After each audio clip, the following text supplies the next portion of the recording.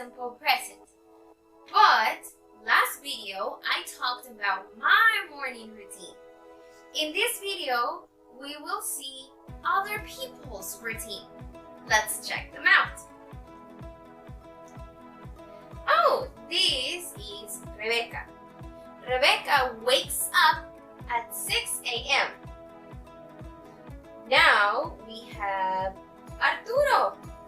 Arturo eats breakfast at 7 a.m.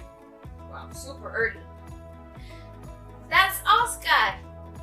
Oscar brushes his teeth after breakfast. Did you hear that? Brushes, eats, wakes up. Today we are going to learn another rule for the simple present. To explain this new rule in the simple present, I have a chart over here. Do you remember the pronouns? I, you, we, they, he, she, it. In the simple present, you will divide these pronouns in two groups. Group number 1, I, you, we, they. Group number 2, he, she, it. Let's talk about group number 1. When you use the simple present, the verb must go in the base form. For example, cook. I cook. You cook. We cook breakfast. Another example can be I take. You take.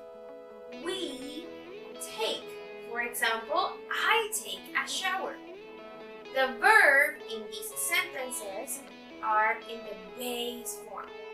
Now let's talk about the second group. He, she, it. When you use these pronouns, the verb must change. You have to add s or es or ies. Let's see the examples we have in the chart. He cooks breakfast. She brushes her teeth. It flies very high.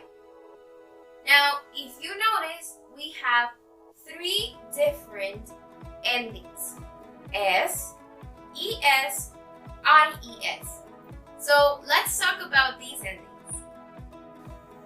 When the verb ends in o, sh, ch, x, double s, you must add es to the verb. For example, goes, brushes, watches.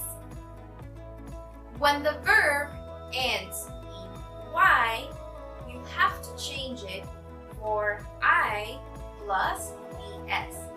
For example, fly equals flies.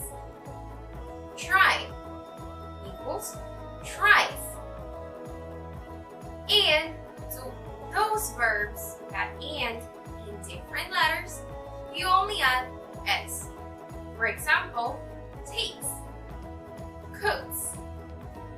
So guys, now you know about the third person rule. The third person rule is when you add s, es, ies to the verb in the simple present. Remember, if you use he, she, it, you have to add